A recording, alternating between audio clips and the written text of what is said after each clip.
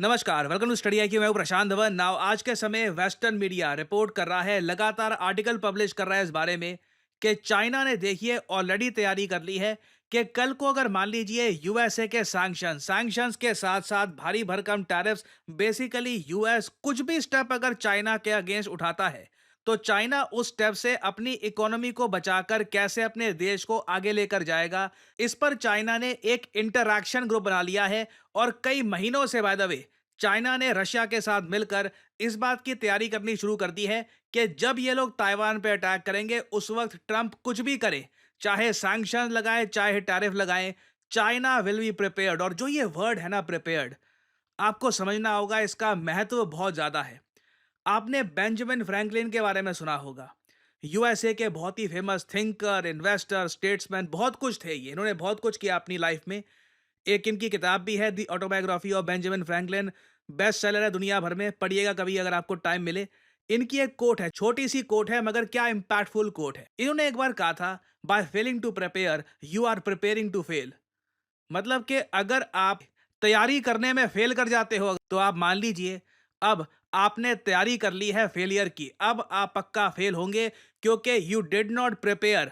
और लाइफ में देखिए, चाहे कंट्री हो, इंडिविजुअल हो, कोई भी आदमी हो, कोई स्टूडेंट हो, कोई स्पोर्ट्समैन हो, तैयारी अगर प्रॉपरली नहीं कर रखी है ना तो आप लाइफ में कुछ प्रॉपरली अकॉम्प्लिश कर ही नहीं सकते। और मैं कहूँगा चाइना का इतना आगे निकल जाने का बड़ा रीज़न यही है कि इन लोगों ने रशिया का जो दुर्भाग्य है, रशिया पे जो दुनिया भर के सैंक्शंस लगाए गए। क्योंकि देखो, जब रशिया ने अटैक किया यूक्रेन को, इनिशियली सब मान के चल रहे थे 2-3 महीने बस लगेंगे, रशिया आराम से कीव में पहुंच जाएगा। मगर जैसे आप लोग जानते हैं, रशिया फंस गया। 2.5 साल हो गए वॉर को, और उन 2.5 सालों में पश्चिमी देशों के पास जो भी सैंक्शन का आइडिया है, और सैंक्शंस होते क्या है, सैंक्शंस का मतलब सिंपली होता है रिस्ट्रिक्शंस या फिर रुकावटें डाल देना। अगर रशिया को पहले एक्सेस था यूएस मार्केट का कि यूएसए में सामान बेचिए, एक्सपोर्ट करिए, सैंक्शन लगा दिए। अब आप यूएसए में सामान नहीं बेच सकते। आपके बैंक अकाउंट थे यूएसए में, सैंक्शन लगा दिए। अब आपके बैंक अकाउंट जो यूएसए में थे सब फ्रीज हो चुके हैं। सैंक्शंस बहुत ही सिंपल वर्ड है, और सैंक्शंस के टाइप हो सकते हैं कि आपकी हमारे देश में एंट्री बंद, आपका पैसा हमने जब्त कर लिया, आप हमारे साथ ट्रेड नहीं कर सकते, आपको टेक्नोलॉजी नहीं मिलेगी, हमारी कंपनीज आपके देश में कुछ बेचेंगी नहीं। ये सब सैंक्शंस टोटल लगाकर रशिया बन गया दुनिया का most sanctioned country. Human history में नॉर्थ कोरिया, ईरान, सीरिया सबको छोड़िए, इन सब कंट्रीज के सैंक्शंस को मिला भी लोगे ना तब भी उतने सैंक्शंस नहीं मिलेंगे जितने रशिया पे लगाए गए हैं पिछले 2.5 सालों में। और रशिया पे जब ये सैंक्शंस लगाए गए ना, पूरी दुनिया ने देखा। क्योंकि देखो, जो ये वर्ड है ना सैंक्शंस, इससे दुनिया डरती बहुत है। क्योंकि सबको पता है जब सैंक्शंस आते हैं ना, वो भी यूएसए के, यूरोप के, उस कंट्री की करेंसी, स्टॉक मार्केट ये गिरना शुरू कर देती है। वो कंट्री सरवाइव भी कर पाएगी या नहीं कर पाएगी, इस पे एक बहुत ही बड़ा क्वेश्चन आ जाता है। तो रशिया पर जब दुनिया भर के सैंक्शंस लगा दिए गए, सबने देखा। और एक्चुअली मैं आपको एक बात बताता हूँ, रशिया पिछले 2.5 सालों में ये जो सारे सैंक्शंस हैं इनको झेल कर आज भी पता है क्यों खड़ा है। व्लादिमीर पुतिन की जो मेंटेलिटी है ना, मानसिकता है, वो ऐसी है कि वो हमेशा प्रिपेयर थे इन सब सैंक्शंस के लिए। मैं आपको एक क्लिप दिखाता हूँ, आज से 2018 की क्लिप है, 6 साल पुरानी क्लिप है। ये क्लिप देख के आप शॉक हो जाओगे। 2018 में पुतिन ने एक बहुत ही इंपॉर्टेंट समिट के दौरान ये कहा था कि मैं तो चाहता हूं पश्चिमी देश ना जितने सैंक्शंस अगर हो सकते हैं सारे सैंक्शंस एक बार को लगा दे हम पे, ताकि उसके बाद मैं देख लूं अच्छा ये सब कर सकते हो ना तुम, यही तुम्हारी ताकत थी। अब इसके बाद मैं अपना स्टेप आगे चलूंगा। उस वक्त लोगों को लगा डायलॉग मारे जा रहे हैं, व्लादिमीर पुतिन बस डायलॉग मार रहे हैं। असल में जब सैंक्शंस लगेंगे तब ये डर जाएंगे। 2018 की एक क्लिप है, 28 सेकंड की क्लिप है, मस्ट वॉच है। मैं चाहता हूं जो ये पुतिन यहाँ पर कह रहे हैं इसके में जो सबटाइटल्स हैं यहाँ पर, ये देखिएगा।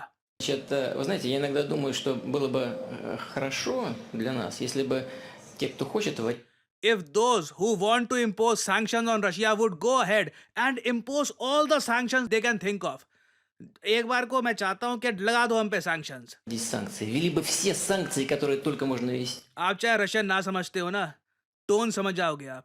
आपने अभी देखा पुतिन ने कैसे बात कही है। и как можно быстрее.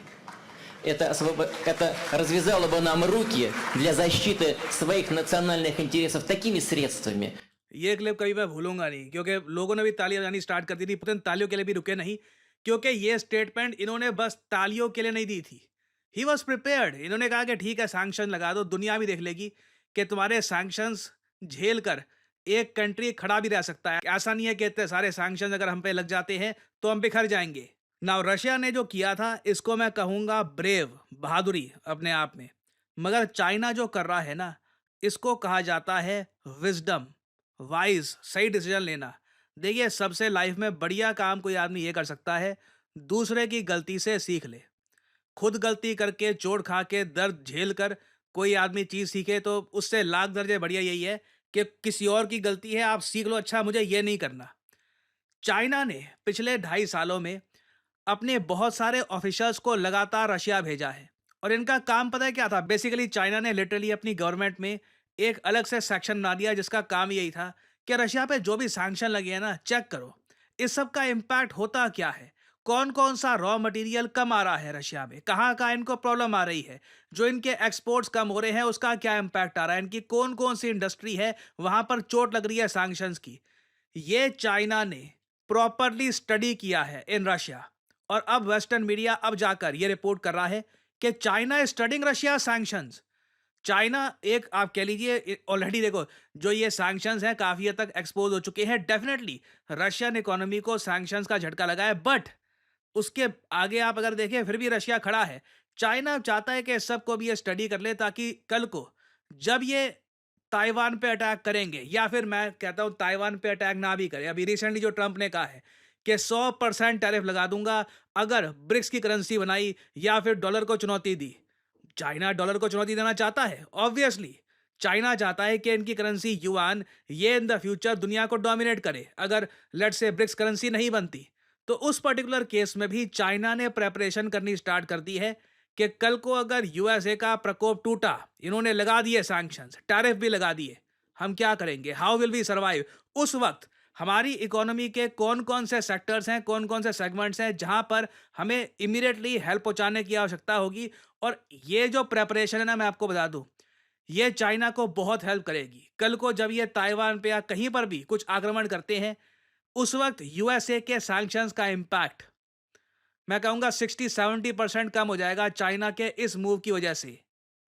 तो इससे देखिए एक बात तय हो जाती है, डोनाल्ड ट्रंप के कार्यकाल में ताइवान चाइना कब्जा लेगा या फिर कब्जाने की पूरी कोशिश करेगा। मतलब आप कह लीजिए they will start a conflict. अभी रिसेंटली हमने देखा है कि यूएस ने फिर से मिलियंस ऑफ डॉलर्स का एक मिलिट्री एड का पैकेज अनाउंस किया है फॉर ताइवान। ताइवान ने इसको एक्सेप्ट भी किया है। मगर जो चाइना के ये स्टेप्स हैं, ये देखकर साफ साफ लग रहा है यूएसए जितनी भी मिलिट्री एड दे दे ताइवान को, चाइना को जो करना है ये लोग करके ही मानेंगे। And it will be very interesting to see कि चाइना की जो ये प्रेपरेशन है इनको किस हद तक हेल्प करती है। क्योंकि अगेन जो हम देख रहे हैं ना, ये एक जनरेशनल इवेंट है। नहीं तो इससे पहले कई दशकों से कंट्रीज डर के रहते थे सैंक्शंस ना लग जाए, एक सैंक्शन भी ना लग जाए हमको। यहाँ पे अब हजारों सैंक्शंस की बात की जा रही है, और जो सैंक्शन वर्ड है इसका मजाक भी बनाया जा रहा है। तो इस टॉपिक से रिलेटेड अपडेट्स आएंगी in the future, major updates आएंगी, मैं आपके लिए बाद में अपडेटेड वीडियोस लाता रहूंगा। फाइनली आपसे पूछूंगा एक सवाल। देखिए, भारत के लिए खराब न्यूज़ आई थी रिसेंटली। भारत की जो जीडीपी ग्रोथ रेट है सेकेंड क्वार्टर की of the current financial year, ये थोड़ी सी कम आई है। जो हमको एक एंटिसिपेशन थी उससे कम आई है। आपको बताना है कि सेकेंड क्वार्टर में भारत की जीडीपी ग्रोथ रेट क्या रही है। ये 3 महीने की जीडीपी ग्रोथ रेट की हम बात कर रहे हैं, क्योंकि एक क्वार्टर है, एक साल में आपको बताओगा होगा 4 क्वार्टर होते हैं, 3-3 महीने के। तो ये है यहाँ पे आपकी ऑप्शंस। 5.4% रही है GDP growth rate second quarter में, 9.7% रही है, 10% रही या फिर 7.7% रही है। कमेंट सेक्शन में करिए उत्तर। जो लोग देंगे सही आंसर उनकी कमेंट को मैं दे दूंगा हार्ट, ताकि बाकी लोग समझ पाए कि सही उत्तर क्या है। और फाइनली आप लोगों के लिए बहुत ही इंपॉर्टेंट सूचना, अगर आप आने वाले प्रीलिम्स एग्जाम की तैयारी कर रहे हैं, आपको एक क्रैश कोर्स चाहिए उसका, तो स्टडी IQ आपके लिए लेके आया है SIP क्रैश कोर्स। सिंपली जाइए कमेंट सेक्शन में, ये लिंक यहाँ पे आपको मिल जाएगा, इस पे करिए क्लिक और यहाँ पे आप परचेज कर पाएंगे स्टडी IQ का प्रीलिम्स क्रैश कोर्स। बहुत ज़्यादा अफोर्डेबल प्राइस पे ये अवेलेबल है, 7,500 रुपये। बट ये भी पे मत करो, ये पे करने की क्या आवश्यकता है। यहाँ पे लिखा है ना 3 ऑफर्स अवेलेबल, इधर क्लिक करिए और यहाँ पे आपसे कोड मांगेंगे, कोड यहाँ पे डालिए PD10 और प्राइसेस और गिर जाएंगे सिर्फ 6,000 रुपये में।